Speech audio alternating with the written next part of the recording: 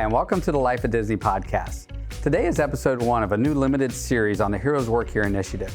And we're going to be talking to some military veterans who have transitioned from military life to the Walt Disney Company through the fellowship program. My name's Dan, and I'm your host today.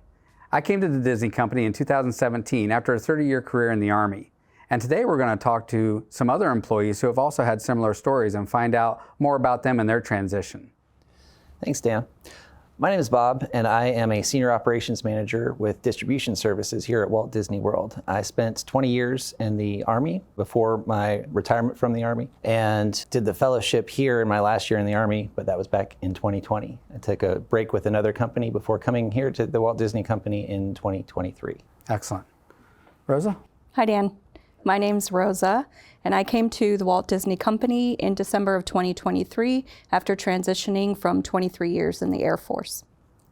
Hey Dan, my name's Lyle. I did 20 years in the Coast Guard, retired. I came to Disney about a year and a half ago and got a job as a port manager for Disney Cruise Line.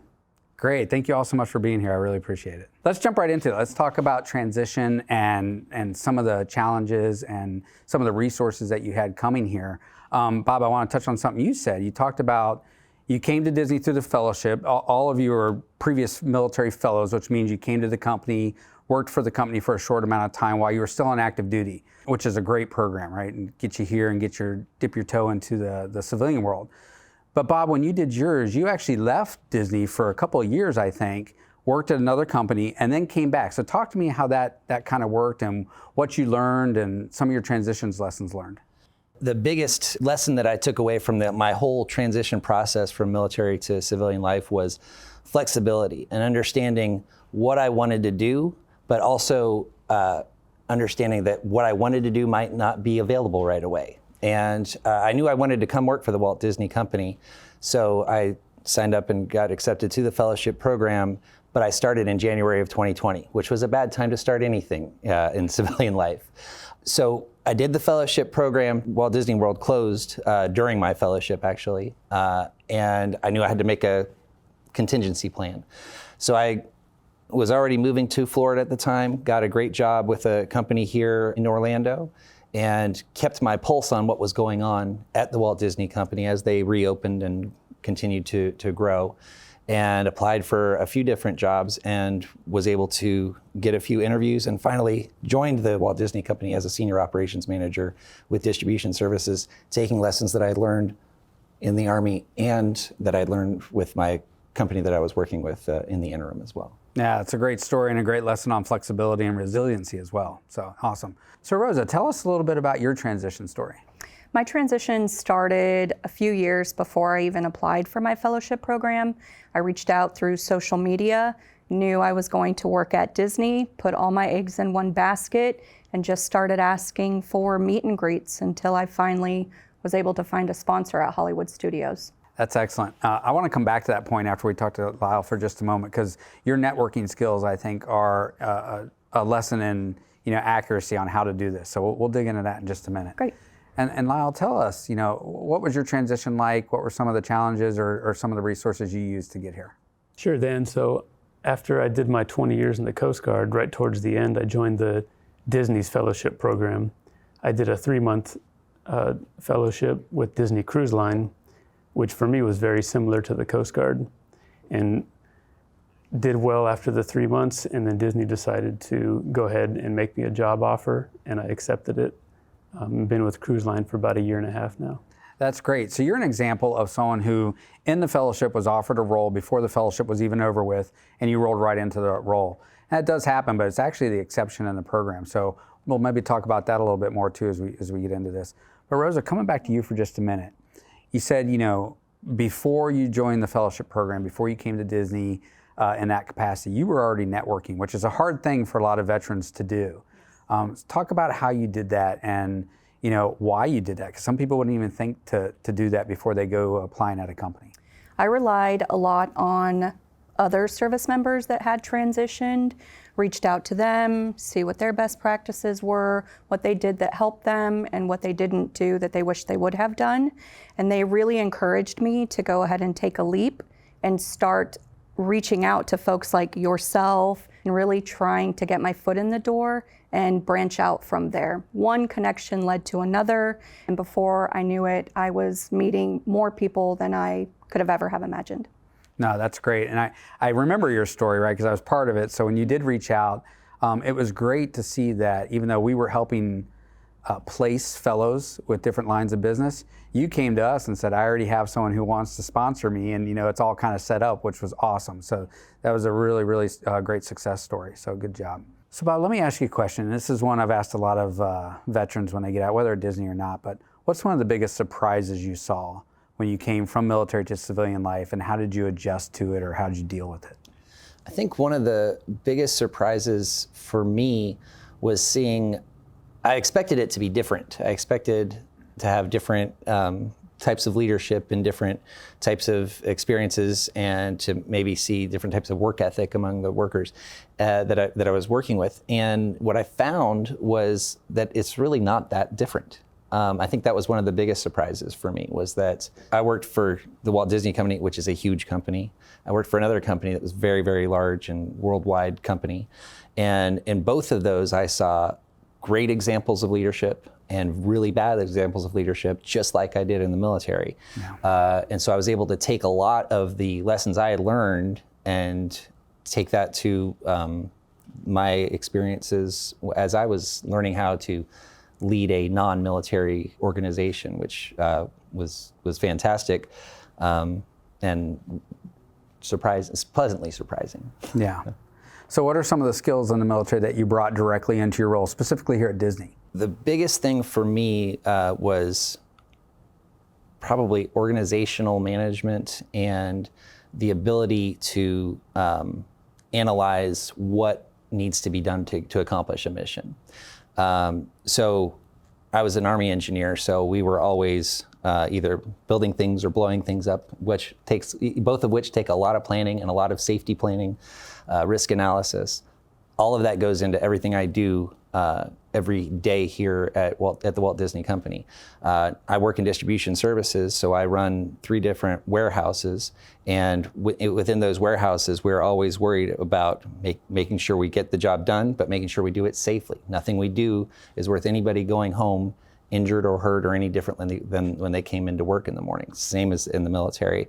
There are inherent risks to what we do, but we make sure that we minimize those risks and mitigate them, and we build a sense of trust. I think that's probably the other big thing that I brought from my military career, is that idea of teamwork and camaraderie. You have to build a level of trust within your team, and that trust will get you through any hard time, really. So we've done ride-out crew for hurricanes since we've been here, and we're all working there through the wind and the rain to make sure the guests who are stuck here have food and drinks and everything that they need.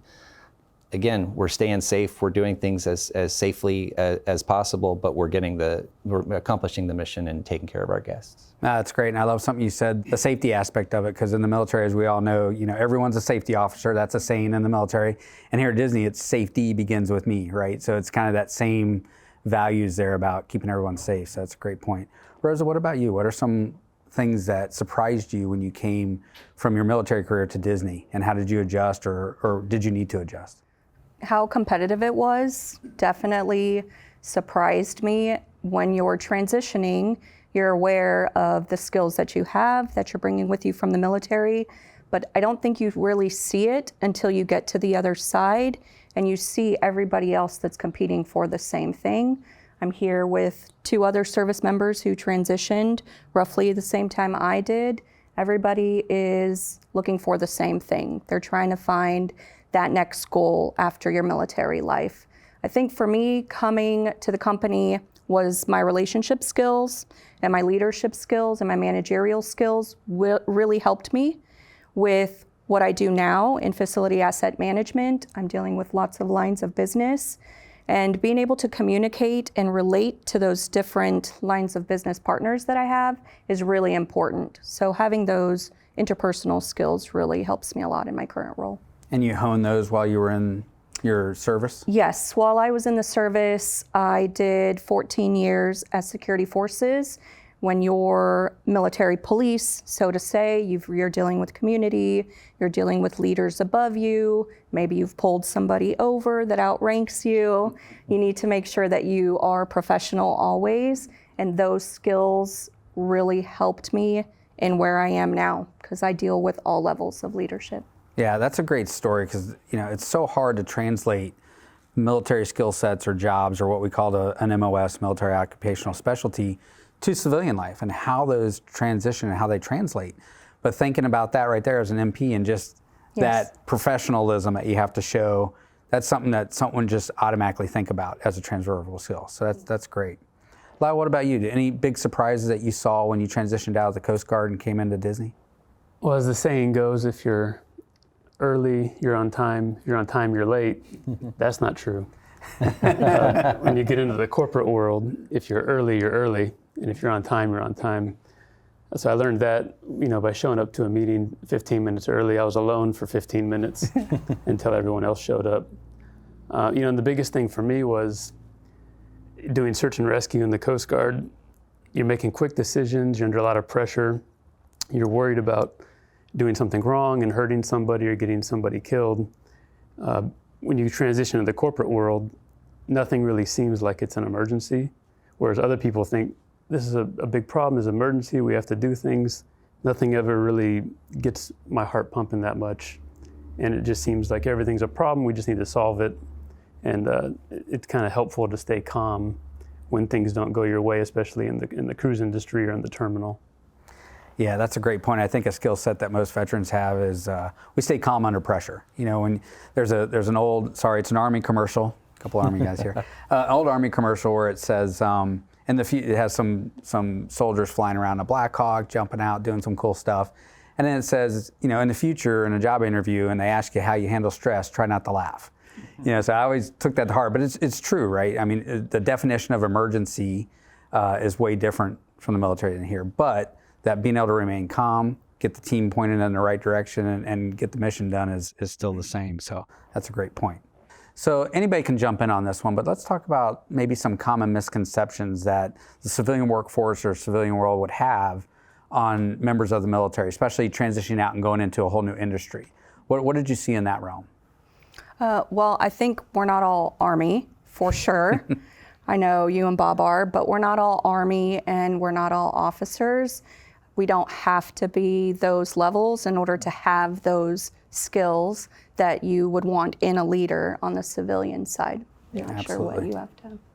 I think there's two misconceptions. There's one on the corporate side and there's one on the military member side. The military members, when they transition out, whatever level they're at, they think that that's the level I should come in the company at. Absolutely, yeah. And then on the corporate side, there's a misconception that nothing this person has in their background matches what we're looking for, which is really why the fellowship is great, because it's like a cheat code, because they can spend time with you 3 months, 6 months, and they can actually see how your skills translate.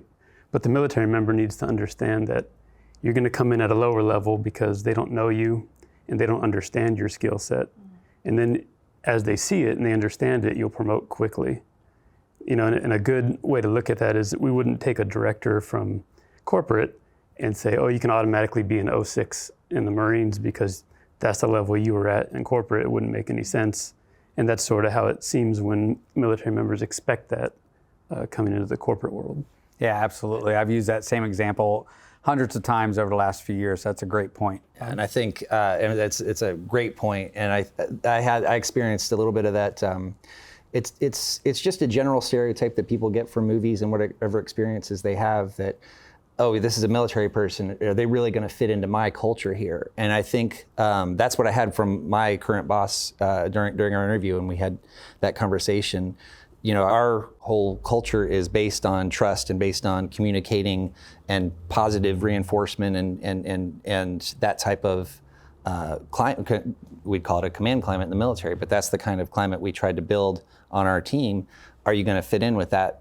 And I said, that's exactly how I worked in every organization I was in the military, and that's how a lot of us are. And I think to your point, Rosa, we don't all fit one mold, and I think as much diversity as you see throughout the Walt Disney Company, you probably will see that in all the military services as well. So. Absolutely. So touching on what you just talked about, one of the challenges I ran into in my career here was, oh, well, you were an officer, people had to do what you say because of rank, right? And that's not Disney leadership.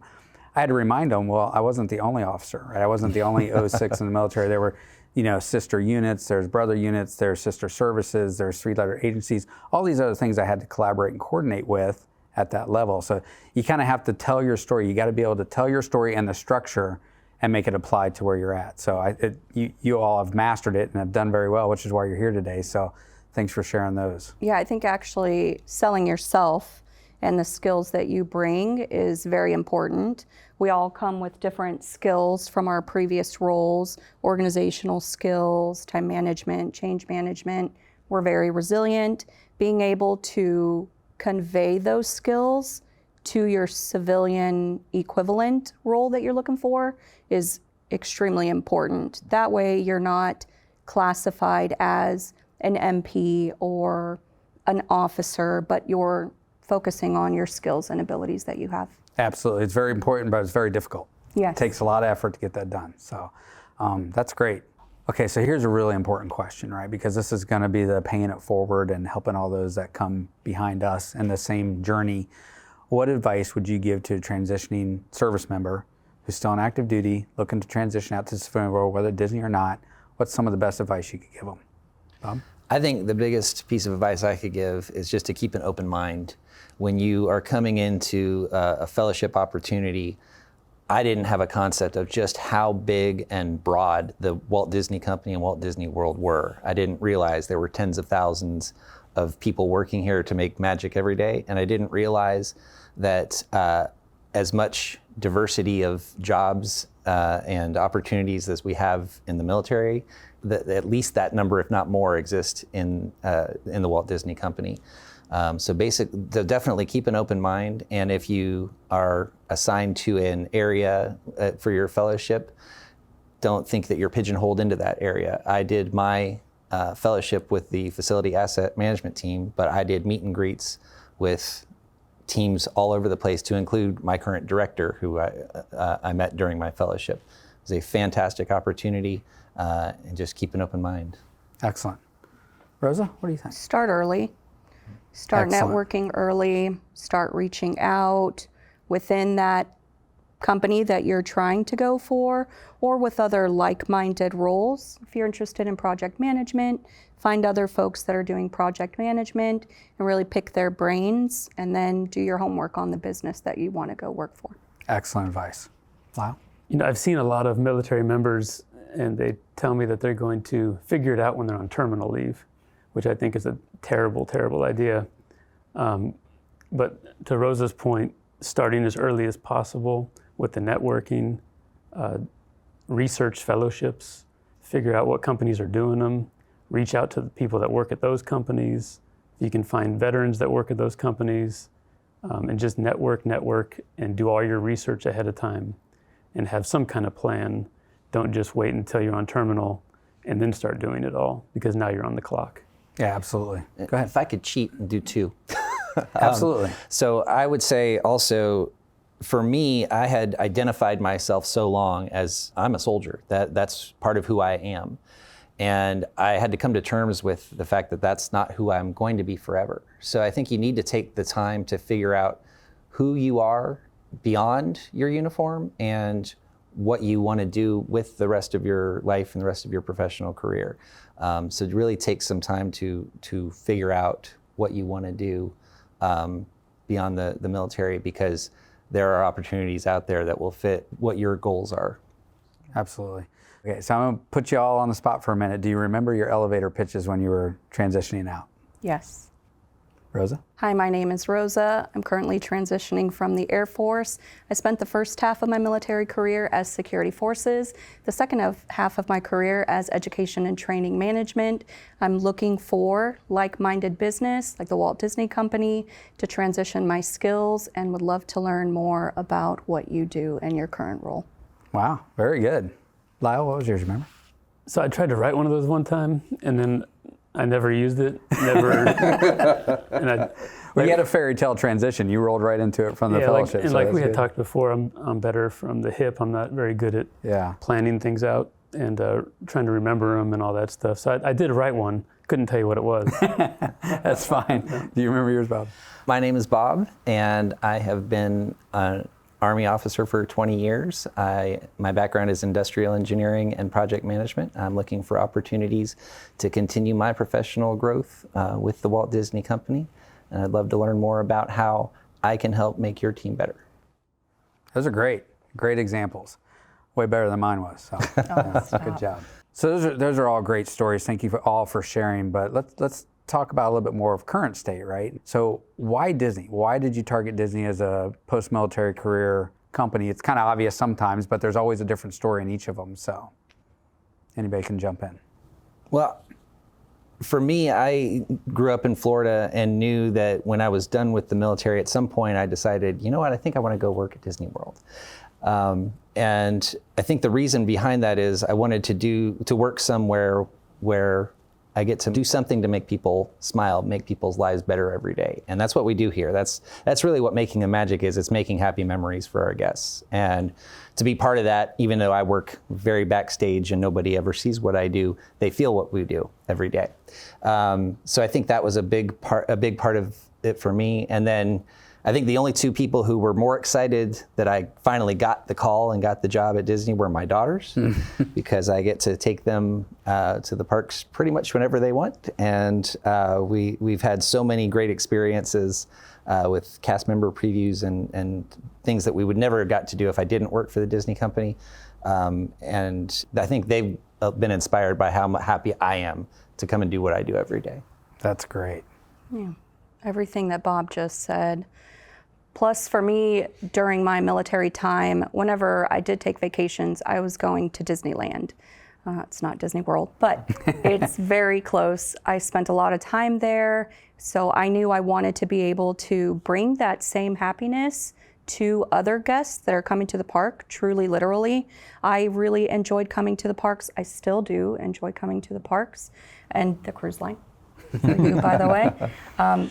And I want to continue to give that back to other guests as they come through, and military guests too, because we do have our own resorts at the different locations, and really being able to see guests' reactions. And when you retire from the military, you want to do a job that is your job. It's not the job the military is telling you to do. So it's something that makes me happy. That's great. Mm-hmm. Manifest destiny, Dan. For my last 10 years of my career in the Coast Guard, I told everyone I met, I'm going to get a master's degree and I'm going to get into the cruise industry. I'm not going to work on a ship, I'm going to work on the shore. And as I was going through a fellowship program, I had an offer from another company, and I hadn't talked to Disney at all, or any cruise line. And then a senior manager from Disney Cruise Line reached out to me randomly and offered me a fellowship. So it's the strangest thing, but I quickly accepted that, and I haven't looked back since. That's great. And let's dive into that a little bit. What do each of you do on a day-to-day basis in your role? Let's start with you, Lyle, since you're talking. What's kind of your daily day-to-day? I'm a port operations manager for Disney Cruise Line, so I essentially oversee the terminal operation where we move 4,000 people off the ship, 4,000 people on the ship in basically about 10 hours. I oversee the Disney employees, which is roughly about 100, and then several vendors equaling another few hundred that are comprised of security, porters, and canines and things like that, and just ensure that the operation runs smoothly, everyone gets on board, everyone has correct documents to sail and leave the country and come back, and everything that involves all of that process. Very interesting. Rosa, what do you do on a day-to-day basis? I'm a project manager on a day-to-day basis over at Epcot. I have a lot of different things that I get to do, some new things, some recurring things, but it's a joy to be able to be a part of it and learn everything every day. There's always a new challenge, there's always a problem to solve, but project management. Excellent. Bob? So I'm a senior ops manager for distribution services. Me and my counterpart and our leader, the three of us, day to day, we run the 3 warehouses for food and beverage, general supplies, and long-term storage for all Walt Disney World parks and resorts, Vera Beach, Hilton Head, and Cruise Line worldwide. So we are a 24/7, 365 operation, providing support with anything anybody needs to make sure that nobody ever doesn't have a churro or a hot dog or popcorn that they can buy. Very important work. Don't say it's not important. So here's another question I just thought about too to talk about is, Lyle, you kind of mentioned it just a minute ago with the fellowship senior manager reached out to you, but how important was the fellowship in landing your role at Disney? I know for myself, without the fellowship, I probably wouldn't be here. It was an amazing tool. But you're such a great networker. You've got great skills. You might have landed here. But what do you think? What was the importance of that, and how would you talk through that? I definitely wouldn't have found a role if I hadn't been in the fellowship program. I don't know that I would have been able to network the way that I was able to network once I was here, boots on ground, so to speak. I think Lyle had a great point about being able to show your value add throughout the fellowship and Yes. Really take your skills from the military, and it's hard to translate that on paper, but when day to day you're coming into a role and you're on a team, you can show it naturally like you would have been in the military. So It's a lot harder to get a mid-level management job than I think people understand. When you're applying for these jobs, there's hundreds of applicants, and the hiring managers might not know any of you. So the fellowship, like I said earlier, is like a cheat code because the company assumes no risk taking you on, and they get to meet you, see how you work, understand why your skills are important and how they translate, and then they can make the decision at the end, which as long as you perform well, most companies are going to hire you. But applying on paper, no one ever really meeting you, seeing you in person, or seeing how you work, it's very difficult to get a job that way. yeah. And I will say for me, having the fellowship on my resume, I think definitely helped get my foot in the door at least, because even though I was working in a different division, I had the experience of having been at the Walt Disney Company, and it was sort of like when you're in the Army and you walk into the TUC and you've got a Ranger tab, you have some level of instant credibility. Right. Having that on your resume where, he knows the Disney language. This person knows at least what we do. We can teach him some of the specifics of what goes on in our division, but at least you have that invaluable experience of being able to understand what the company does and how it works internally. That was I think a fantastic opportunity for me. Yeah, great point. Excellent. Bob, Rosa, Lyle, thank you so much for being here today and sharing your stories and allowing us to pick your brain a little bit and hopefully help some transitioning service members in the future. And it's always a pleasure to see you, and don't be a stranger, reach out. Thanks, Dan. Thank you. Thank you for watching today's episode, and keep your eyes out for the next episode of this limited series, where we'll be talking to other veterans who have transitioned to the Walt Disney Company. Thanks, see you real soon.